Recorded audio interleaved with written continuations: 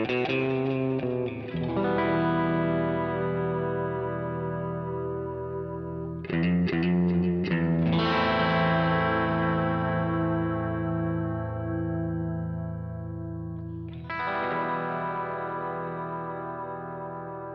listening to Mark of the Maker.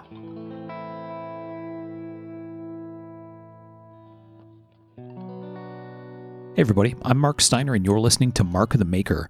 This is going to be a mini episode, and we do these on occasion when we're going to go a shorter topic, or in this case, we talk about a recent knife show. And so let's make sure we got everybody here. It looks like we have the full crew, at least we think we do. We've been having some connectivity issues lately. So we have Mr. Michael Birch. Here. Nice. We have Mr. Tom Crine. Hey, guys. And we have Sean Kendrick. Hey, hey. Ooh, I had my fingers crossed when I said your name. You and me both, bud. There you go. So Sean's loud and clear. So we're rocking. We're going to dig into a recent show and talk about it a little bit. First, we want to thank our friends that support us on Patreon, patreon.com. If you go there and search for Mark of the Maker, there are folks that there's a way for you to be able to pledge some money to help support the show. It's pretty much any dollar amount you like. It's just a way to pitch in and help us out, which is great. If you like to do that, that's how you find us, patreon.com, and look for Mark of the Maker. We have a number of folks that support us there, and we thank you all for your support and your help in keeping the lights on around here. 100%.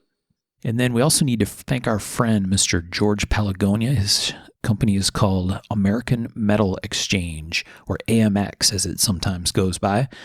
George sells titanium, Damasteel, Zerktai, stuff from Chad. He's got all kinds of funky stuff. Lately, he's been selling meteorites, which I really want one of those meteorites bad. The big old huge chunks. He's like, yes. He's like, Jeremy bought one. You should buy this one. I was like, I can't. I reached out to him about it, and he's like, oh, you're going to cut it up? And I'm like, no, I'm going to put it on a shelf. Yeah. That 90 pounder or whatever it was. Yeah, that was really cool. Oh. Yeah. So George has got meteorite. He's got all kinds of crazy stuff over there. So you can find George at American Metal Exchange at amxinc.com.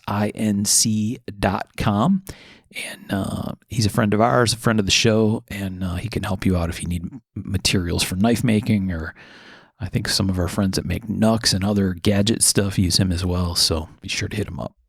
Yeah. He comes recommended. It's also brought to you by the New Orleans Custom Knife Invitational. It's Saturday, May 6th, aboard the Creole Queen paddle wheeler in the French Quarter of New Orleans. SliceFK.com is where you go to get tickets. I'm going to be there. There's going to be a dinner, a little open bar. It's going to be a pretty cool show. So he's, kind of sponsoring the show until that comes around. That's Slice, Matthew Patton over there. I think it'll be fun. I'm currently in the midst of getting ready for it. It sounded like you were preparing to be in the midst of getting ready for it. No, I've got 3 knives. 2 of them ground up. Okay. Yeah. Nice. But I've got a real complex one to get cooking. Yeah. Plus, it sounds like it's a ways off, and it never is a ways off. Never is. Never actually functionally a ways off. No, so fast. All right. Thanks, Matthew, for your support.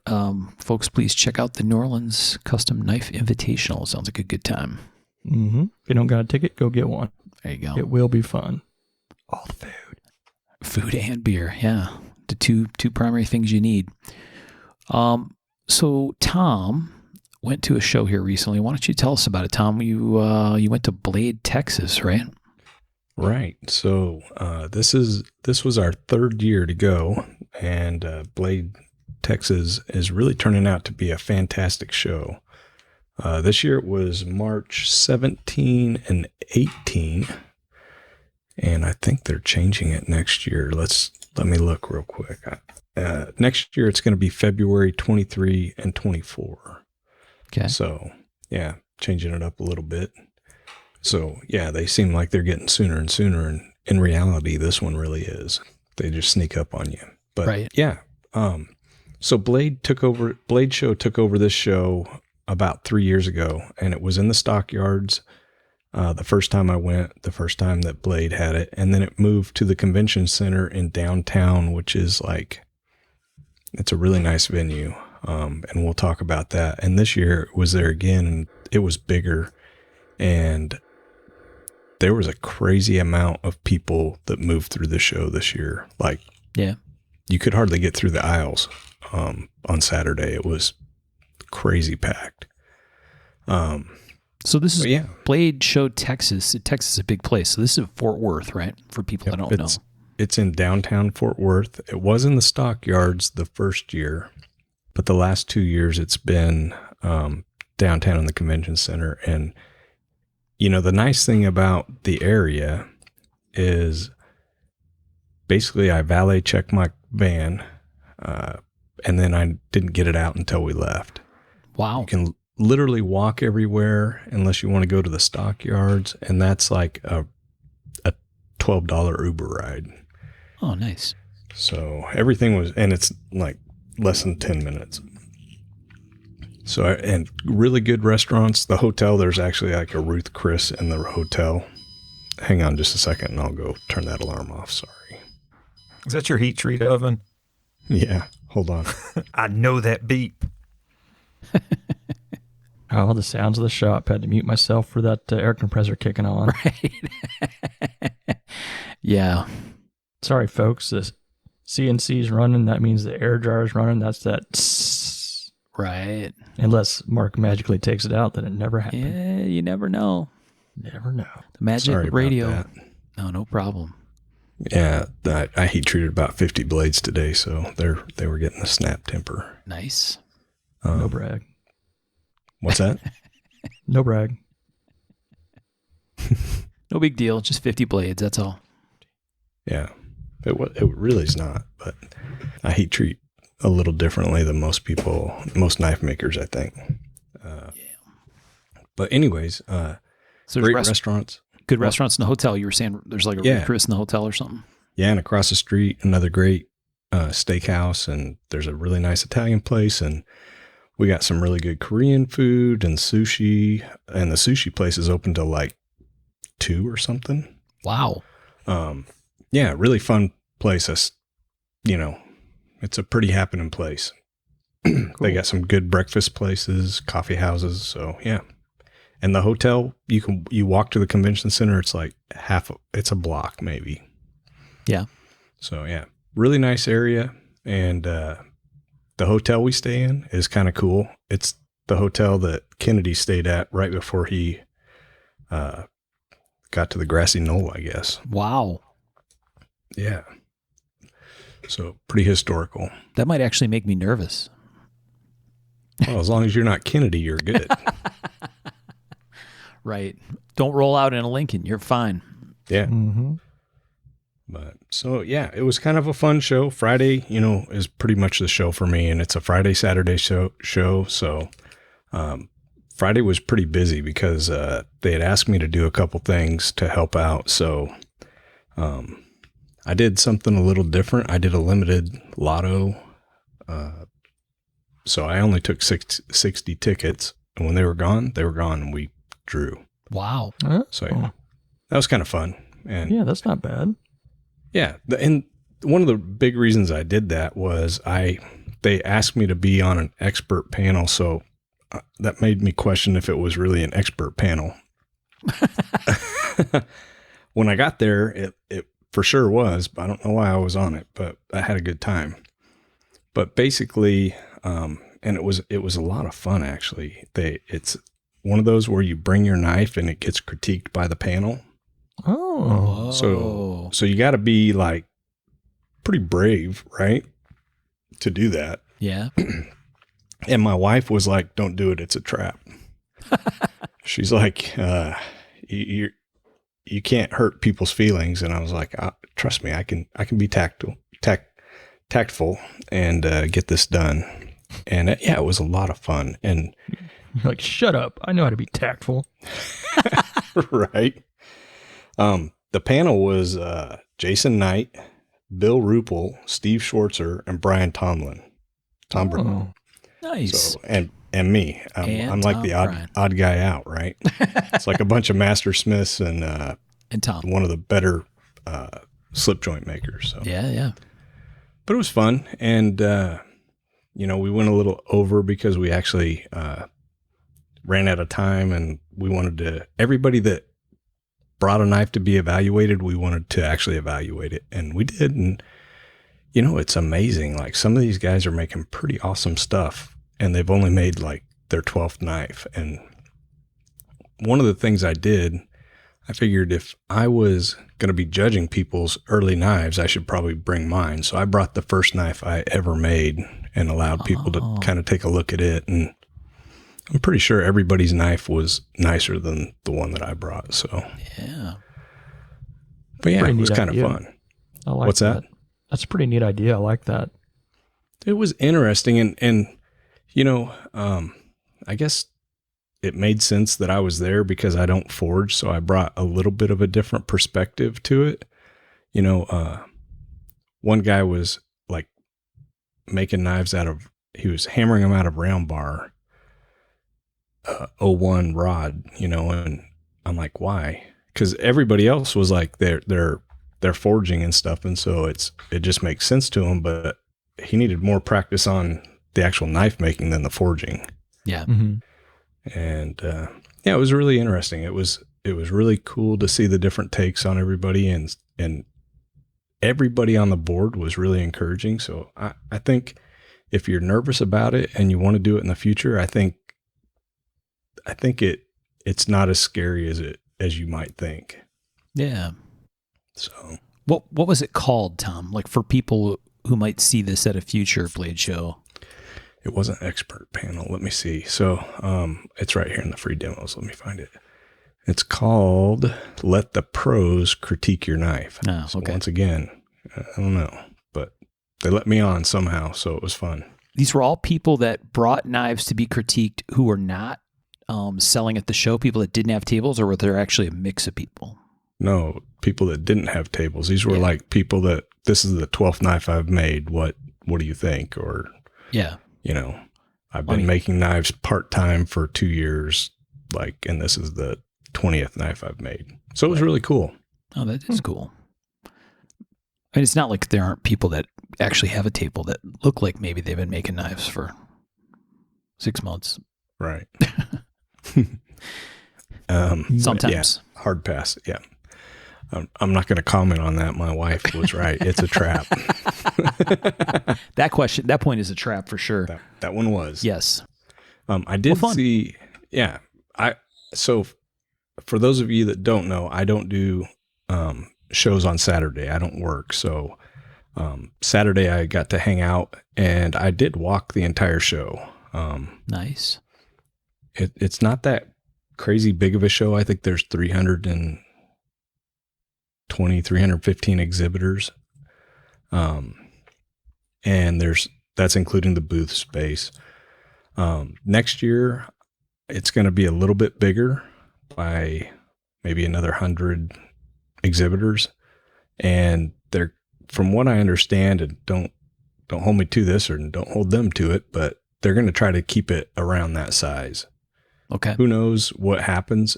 The size of it is like, to me, it's really cool because it's like you can easily see everything in a day. Yeah. And then you can hang out and go back and see other stuff, and you can actually find stuff when you go back, because Blade Show, if you see something, you better stop, and at Right. Blade Show Atlanta, Yeah. you better stop and make a note, talk to them, get all the information, because odds are you're not going to see it again.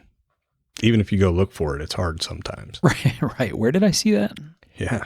In this literally feels like hundreds of rows of tables, dozens anyway. Yeah.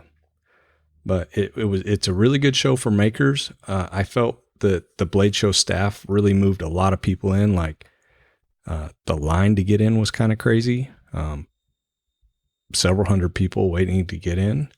And then Friday was super busy, but Saturday was crazy. When I was walking the show, you could barely get down the aisles and stuff. It was insane. And it wasn't just like one area. It was like the entire room was packed. Yeah. Nice. Which is really good. And if you can't, the Blade Show staff, their job isn't to sell your knives. That's your job. Their job is to get people in the door. And I feel they did that extremely well this year. Last year was good. This year was even better. So Nice. Like to see that. I when I was walking around, I stopped and talked with a maker that I really like his work. He's actually kind of works with Tree Man? Tree Man. Yeah, that's it. For some reason I couldn't get that out of my head. There you so go. His name is Brian Naraki. I think. Yeah. So his company is Rocco Handmade. Okay. And I believe he's in Michigan. Do you know who that is? The name sounds familiar. I'm looking on his website. I think he's in Michigan. But he's like apprenticed under Treeman Knives. Yeah. And I really like his knives. They're very scagly, very clean, very thin, classic designs, well executed. So I didn't pick one up. I should have, but I didn't. But I will be getting something from him soon. I really like his stuff. Yeah. I'll send you guys a link. RoccoMade.com is his website. Oh. And LinkedIn says he's still shop foreman at Tree Man Knives. yeah, I think he still works there. I gotcha. But yeah, I think he was doing construction, if I remember right, Yeah. and ended up building some stuff for them, and then ended up working for them and running their leather shop and stuff like that. So Nice. really cool. I like his stuff. Check it out. And, Yeah, these are all Tom. right. They're pretty cool, right? They are cool. Oh, dude, the hammer mark deer and trout. Digging Yeah. that. Isn't that beautiful? Yeah. And man, that Nesmuk ain't bad either. That now. smells way cool. Yeah. If that's the kind of thing you're into. That little 2-piece stag hunter is pretty slick. Yeah. I kind of want an axe set though. The knife and axe set. I really Oh, I kinda did see dig that. You see it now? No, I gotta look. Let's see. View If all. you go to the gallery Okay. and then like third row down. Gallery, third row down. So he makes a scagly Ooh, axe yeah. in hunter style. That is. Isn't that cool? Mm-hmm. Yeah. I figured you guys would dig his stuff. Yeah. Who else did I see at the show? Lots of really good stuff. A chef knife maker that really stood out, but I can't remember his name. So it's on my iPad. I got a card. I'll mention him next podcast. Okay. Alex Hossam was there. Yeah. He has taken the baton and he is running unbelievably fast. His work is, even from last year, it's gotten better. It's so clean. I picked up one of the little burden trouts they do Okay. in jade. Really, really cool knife. Alex is always a good dude, fun to talk to, and his knives are amazing. He won Best Fighter at the show. Saw that. Jerry's got to be very, very proud because and Ben brought knives to the show too, and it's amazing how good they were and how good Alex's were. And it's like this new generation coming up. It's really cool to see how good they're doing. Yeah. And it just makes sense. My eyes are going, we're getting older. The new generation, their work should be better. So Right. It's pretty amazing. I'm very impressed with Alex's work. Yeah. I saw a little buzz about him and about his stuff there at the show. So He had a tomahawk I wanted to buy so bad, but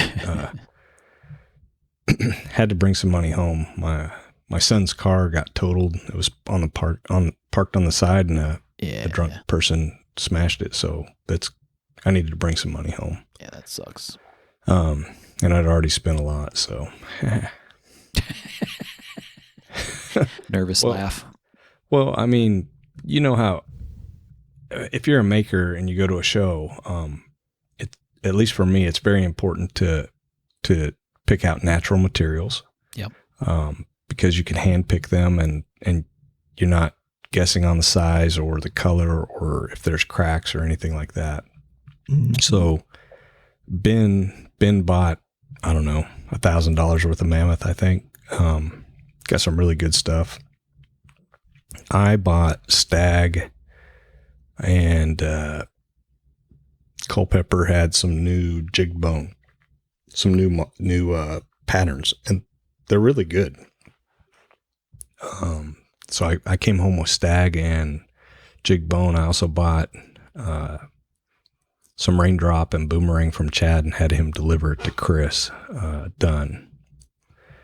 And that was pretty much my show. Yeah.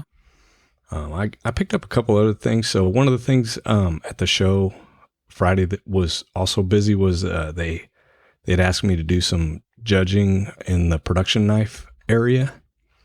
And dude, there was some really cool stuff. So a couple of knives in the fixed blade production didn't win, but I really liked them. So I actually bought them.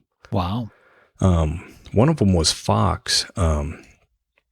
Fox has a new model called the Native, and I'm going to send you guys a link real quick. I've been watching Alone a lot, and so this kind of knife really has kind of been on my radar. Plus, I like this. I like this size of knife, and it kind of reminds me of like a Nordic Liku, I think is how you pronounce it. I don't know, the bigger knife that they use. And so this was a cool knife. Yeah. I see where you're coming from with that on the Nordic thing. Right? Straight up. It in the hand, it really kind of feels that way. And it was super cool. And then Civivi has a new knife that is really cool. I thought I had it, but let me find it. That The Fox. fact that it comes in D2 don't have anything to do with your preference toward it. Hey, I mean, Allegedly. more and more people are getting on the bandwagon. Mm-hmm. I don't know if D2 would have been my choice for a knife this big, but hey, it works. It's actually pretty cool. Ironically, this is the other knife I really liked, and I bought. They only had the one Fox at the show, and I bought it. And then the Civivi Maxwell. So this knife is cool. It's a big knife. So it's like almost 5-inch blade. And it makes me think of a stealth fighter. Yeah, I can see. Feels great in the hand. Ironically, also D2. Ironically. Unsurprisingly is the word you were looking for.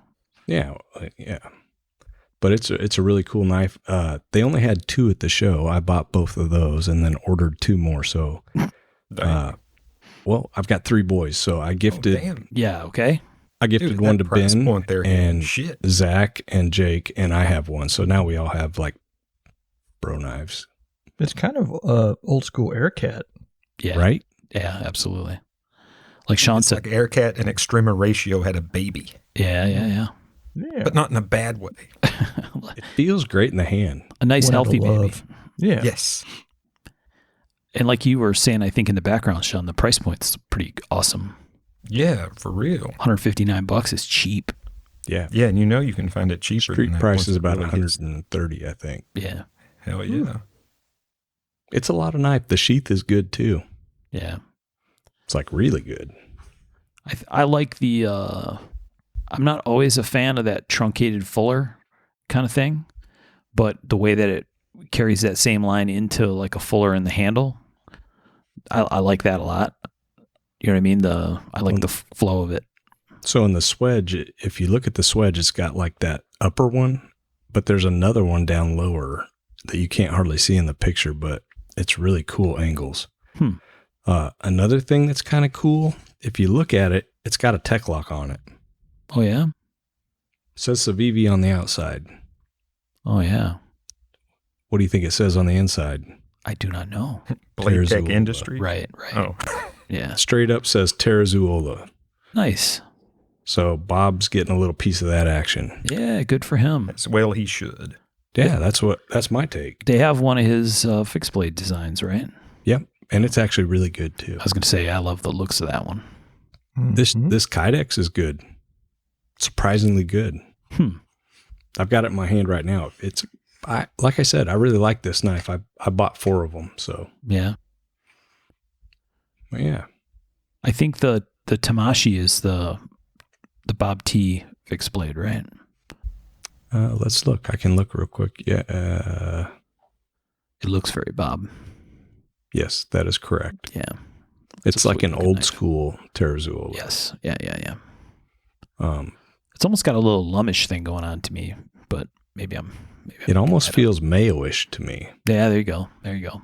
like some early Mayo, but definitely Bob. I don't know. It's cool. It's Bob. There- Yeah. Civivi's making great knives.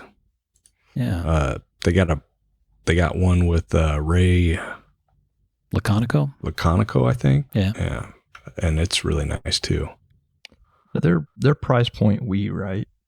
Yes. I Yeah. thought so. Yeah. So that line is blurring though. So Oh, there yeah. are, it's kind of weird, but yeah, they are, we as the parent company of Civivi, Yeah.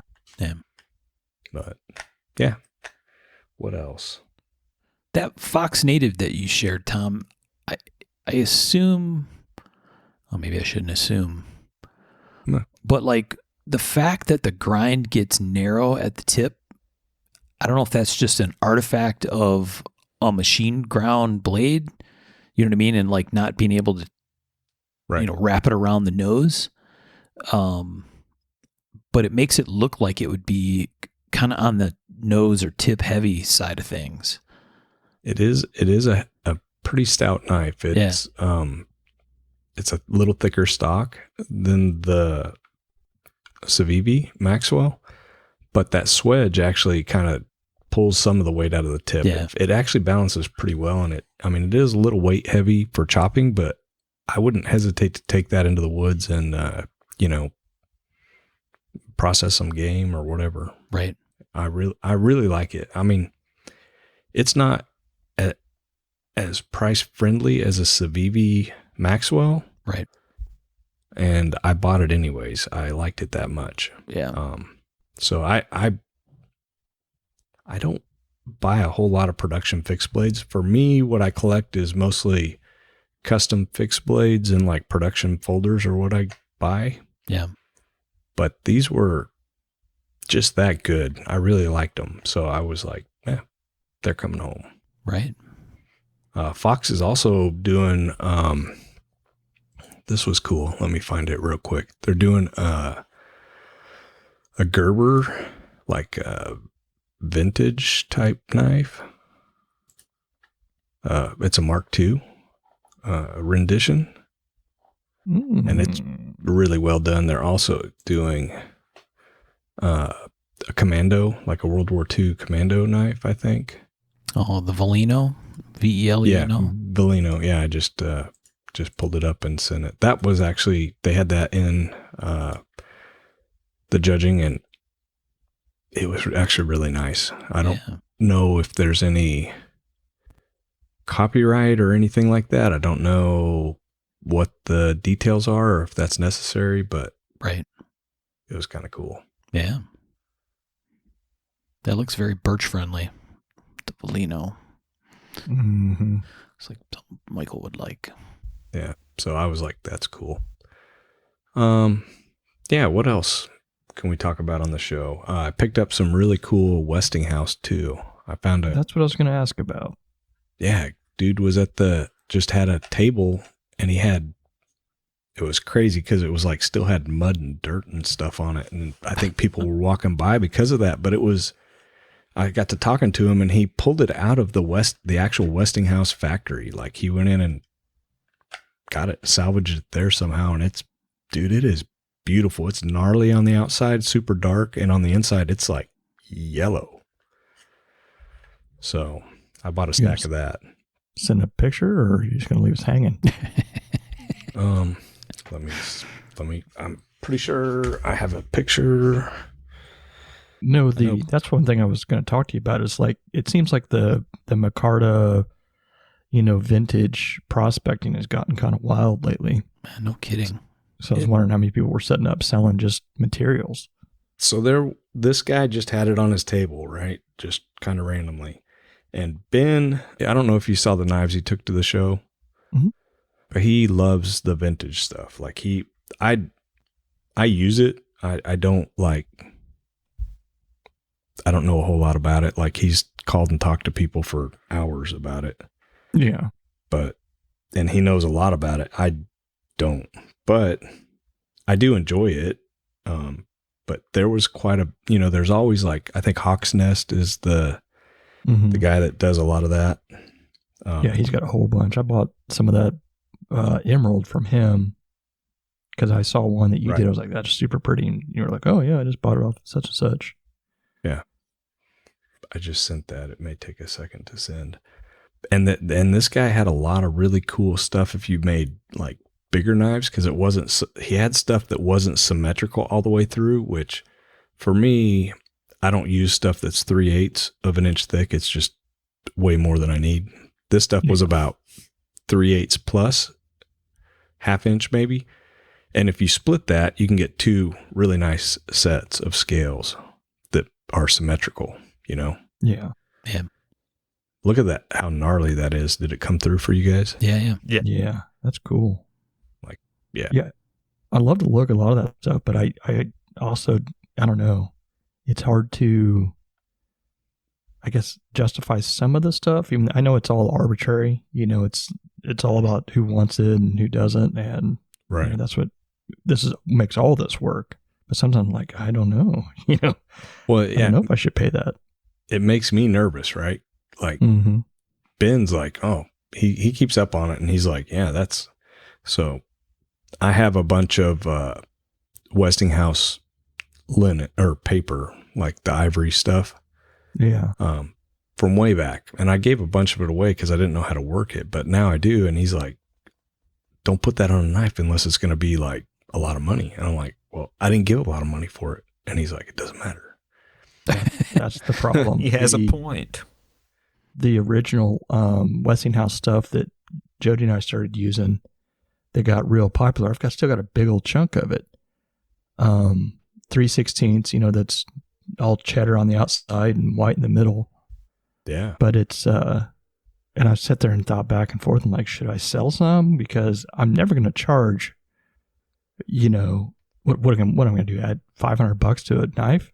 That's what Ben said you should do. That's what you should do. But it's like, he's like, if you go to replace that, it's going to cost you more than $500 to replace it. Yeah. It's wild. That's, What a weird world we live in. So instead of making money, you couldn't give that stuff away 10 years ago. Yeah. I'll probably just sit and look at it until it goes down in value. Yeah, right. Exactly. Right. And then I'll swoop in. And keep it till it goes back up. Yeah. Hey, man, you know me. I'm in it for the long game. There you go. I need a bin for some of those purchases because it's like, anyone can say this is, whatever it is. Kind of like the watch stuff and all the other, vintage things. It's like, you can just kind of say. Well, it's interesting when you're working it. Westinghouse smells, and I know you shouldn't be smelling this, but it smells different. It smells like a hospital. You talking about the white paper? Or the yellow? Most of the Micartas have that really, I don't know what that smell is. Asbestos-y smell? Probably. Maybe that's it, because it does have a very antiseptic type of smell to it. Like a Band-Aid, the plastic on a Band-Aid. Yeah. Now there used to be a place like this old guy named Wally that had a bunch of machines and stuff that I would go buy stuff from, where I'd wander around and look at when I had a real job. And it was filled with that burgundy micarta that they use for jigs and stuff on for machining and stuff. And I've had some sitting around forever. And I cut into one and I about threw up. It was so gross smelling. Dude, Huh. some of I that don't know, stuff just- smells awful. Oh, it was horrid. So Yeah. I was down in Mountain View, hanging out with my cousins, and one of their friends works at a factory. Like, I think it's a like lumber mill or steel mill in Arkansas over there. Mhm. And basically they had all these tables that they were replacing, and the tops were all like 1-inch micarta. Yeah. And my cousin was going to make knives, and he got like a whole truck bed of that load of that stuff and took it to Texas. And yeah, Yeah. I There's didn't tons ever of it. see I any mean, of it. so much of it out there. Yeah. I think we'll start seeing more of it pop up. Yeah. The rag that was made, back in like the late 80s, early 90s, Mm-hmm. that was like high school chemistry lab Tabletop, tables. Like that's where a lot of it went. I actually went up to the school here and looked and made sure it wasn't. If it was, I was going to like make it disappear. At my kid's school. What? Did the same at my kid's school. That's funny. I was like, Yeah. It's I mean, if generous- it's a legit, I could replace that for you guys. Yeah. Yeah. A generous local donor gave us new lap tables Mm-hmm. with shitty metal tops. Yeah. Tom comes rolling in with a Stainless. top hat the next week. Exactly. Yeah. Like the guy from Monopoly. Top hat and tails and a monocle. Yeah. It's always fun going to shows and seeing the new, as a maker, seeing what other people are making, one, seeing friends that you don't ever get to see, and then, actually looking at materials and new grinders and all that kind of stuff. I don't know, it's pretty cool. Yeah, it's I'm looking forward to Blade this year because like I said, I don't think I'm setting up. You're not? No. That's Probably crazy. gonna bring the kids. And we will, I don't know, walk around, look at stuff. I was actually talking with the wife, and I kind of thinking about doing the same thing and maybe doing the Salt Lake show. So do 2 smaller shows and then just hang out at Atlanta, but that'd be so weird. I don't know. Oh, it's gonna be weird. I love the idea.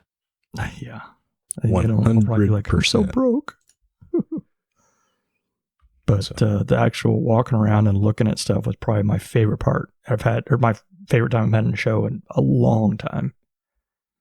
Yeah. Doing that all 3 days is going to be wicked cool. The kids be like, oh, here, and all this stuff. Whatever. You're like, go hang out at the pool. Yeah. Yeah. I make them feel bad about it. Be like, places like this are why you get to eat. So I'm going to be Sean looking, wants them to build a little character. Yeah. I'm going to be looking for a Rod Chappelle fighting leopard at Blade Show, Now you're talking. because I just got something really cool. Uh-oh. I'll send a Oh. picture. Yeah, this is I'm so stoked to add this to my collection. Hold on just a second. So I've been a fan of Rob Chappelle Davis knives forever, right? And this is a Gladius, and I've never seen another one. Wow. But yeah, That's awful pretty. it's big. I'm hoping it glows blue when it's like around orcs. Is that your hand holding it? Yeah. Nice. When did you get it? 3 days ago. Oh, wow. So you didn't get it at Texas. You got it outside of the show. Right. I did a trade at Texas, but I didn't get the knife until after because they had to ship it. I see. So I worked a little trade action, Right. Boy, that's a beauty. and that's got Westinghouse Yeah. Ivorite on it. Lovely. Same as my Kronk. I knew that was coming. I knew it was coming. Oh, sorry. Uh-huh. Did you get anything at the show, Mark?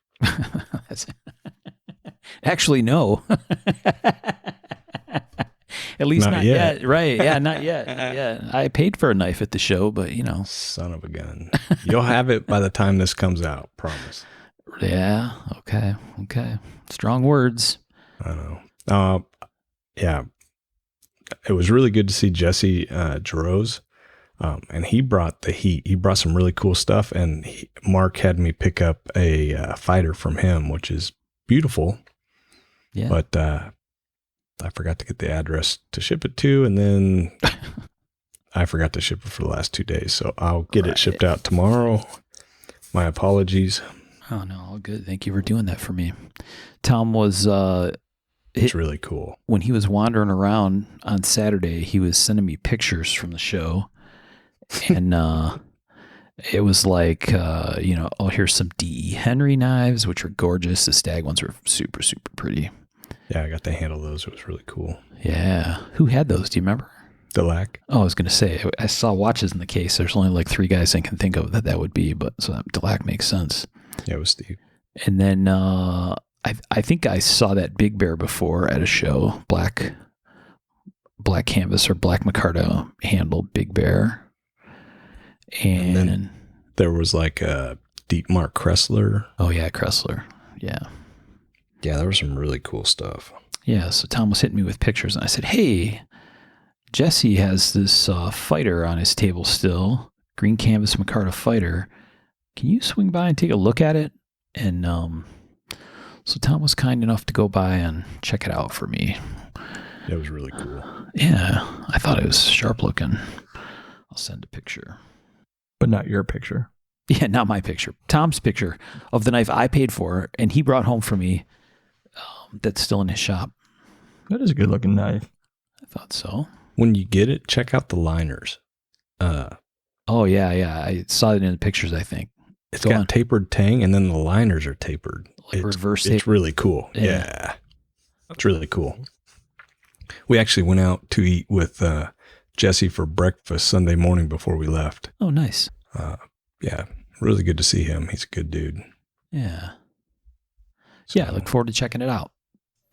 Yeah, I'll get it in the mail a couple tomorrow, weeks. promise. Couple. Damn it. Maybe by Christmas. Right. I thought it was for me because it was like my birthday. Right. And it's green then you were canvas. like, not really. So I was confused. Yeah. Well, I appreciate you checking it out for me. I wasn't going to ask you to check out the Dietmar Kressler Big Bear for me because I knew that was badass and I couldn't afford it. So It was badass. I did check it out. yeah, pearl handled Kressler sub-hilt. I didn't ask how much it was. No. If you got to ask, yeah. If you got to ask, you definitely can't afford it. Yep. Mm-hmm. Who was that? Cool. J.P. Morgan? I Maybe. don't know. Maybe. So what else? Any other questions about the show? Got to see Ryan and his crew. Yeah. Ryan Johnson. Right. He actually came to the shop. So Sunday we drove back, and he left before us, but we got here first. I don't know how that worked, but yeah, he came by the shop Sunday and hung out for a couple hours. He was going to get Tom Maringer's heat treat oven. Nice. He didn't need it anymore. Aw. So it was good to see him. Yeah. But yeah. Yeah, RMJ was applying for some kind of grant or something, right? What was the story with that? I saw recently. Oh yeah, he had a thing where you could vote. I think his Chamber of Commerce was giving money away for new businesses that got the votes. Right. I voted for him. So Awesome. I had a juice bar. I was like, but then I was like, It's a tough call.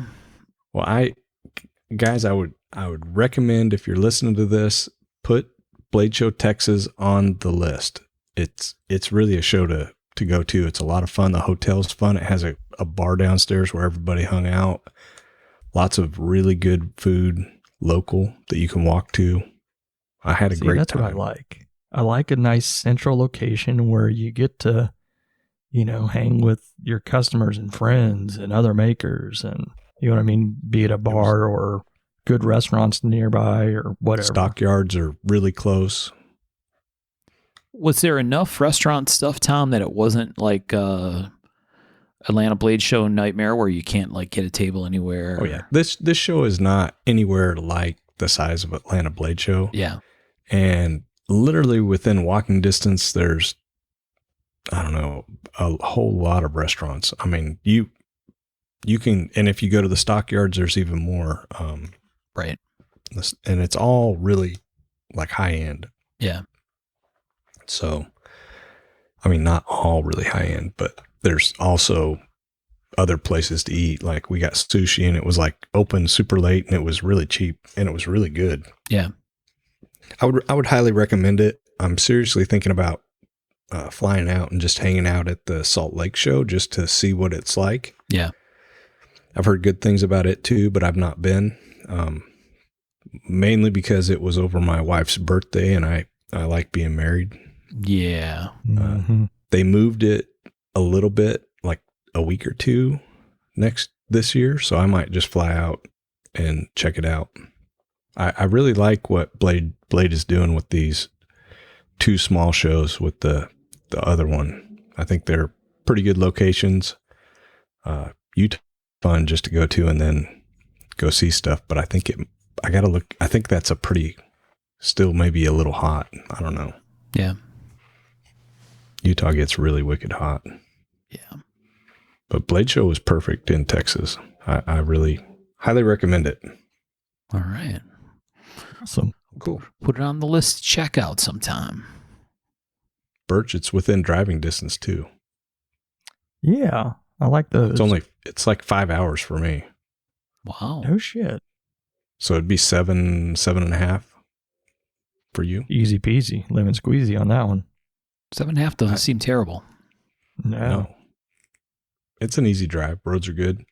Come right by my house. You could hang out here, see the shop. See the knife? See Mark's I'm gonna mail it. Oh, that one too. Yeah.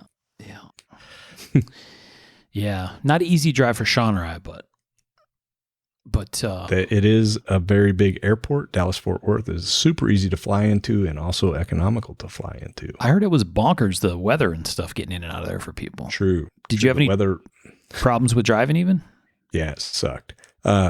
Basically, we're getting ready to leave, and my friend Chris Taylor, that was working out of the shop for a while he was getting his shop ready, called me and he's like, "Hey, I don't know if we're going to make it." His wife, because it was raining like crazy here, his wife was going to pick up their kids and hydroplaned and flipped his Mustang into the ditch. Oh, yeah. I think it totaled it. I think they're still waiting to hear, but yeah. So we took off and literally drove 4.5 of the 5 hours in hard rain. Ugh. Chris and Mandy actually jumped in their other car and drove down. So Wow. be careful. And then like there was hail and tornado, like the tornado sirens were going off and all sorts of craziness. And yeah, Billy Cho said that their flight was awful.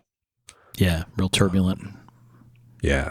Yeah. Like people puking in the airplane. Ah. I've only seen that once, but, and getting diverted. So Right. that was crazy. Not typical. I think if you fly in, you should not have any issues. Yeah, I was going to say, I don't remember that as any kind of normal thing with Texas, but I guess I've only flown in there a few times. I mean, they get storms, but Yeah. it's hit or miss. Right. So yeah, a lot of things going for this show. Yeah, good deal. All right. Hopefully I'll see you guys next year there. Yeah. Yeah, we might have to check it out. I don't think my wife's ever been to the stockyards. I've been there a couple times. It's fun. Pretty fun, right? Yeah. So yeah, All right. that's about it. You guys got anything else you want to hit before we wrap this one up? I don't think so. I wanted to tell Tom that in my heat treat presentation to my class 2 weeks ago, I used D2 as an example of heat treating method. Ooh. Hell yeah. D2 there's so much information, like it's easy to heat treat. Yeah, well, and part of it is we've got a big old bar of D2 in the lab right now that they're making 1, 2, 3 blocks out of. We actually heat treated 4 last week. Wow. That's cool. And that's perfect for that because D2 is so stable when you heat treat it. It's dimensionally stable. Yeah, it did very well. And it was just fun. Kids got used to working with the low carbon steel. And I sat back and burned some fucking drill bits. And I was like, it's a little different, ain't it? Cut out there a little bit, Sean. But our listeners are going to get a taste of what we've been trying to deal with. I think we ought to leave that in there. Sorry, Sean, you're sounding terrible. Mm-hmm. Like T-Pain's granddaddy. Kind of painful. How about now? It's actually better right this second. Yeah. Okay. You're not trying to tell us important information. It's, in an encrypted message. it's oddly, picky. I just said that they got used to working with the mild steel, and I let them use, their standard speed and feed calculations and everything, and they were just burning drill bits. Yeah. Oh, yeah. And I just laughed a little bit and was like, yeah, it's a little different when it's got some actual carbon and some of that vanadium in it, ain't it, guys? Yeah. Yeah. Well, cool deal. Thanks for talking us through it, Tom. It sounds like a great show. And we want to thank our friends again on Patreon. We want to thank George at AMX and Matthew at Slice FK and the New Orleans shows. Thanks all of you for your support. Thanks everybody listening for sticking with us. We had kind of a weird gap there. As you heard, we're working still through some technical stuff and some scheduling issues. So we do have some guests and some topics lined up. We just got to make it work so we can get them recorded. So that's the challenges of long distance recording sometimes, it seems. So, and birthdays and family stuff and cool. Everybody's got stuff going on. So we appreciate you guys. We do. All right. That's it. Thanks everybody for listening. We'll talk to you next time. Thank you. Thanks all. Thanks, folks.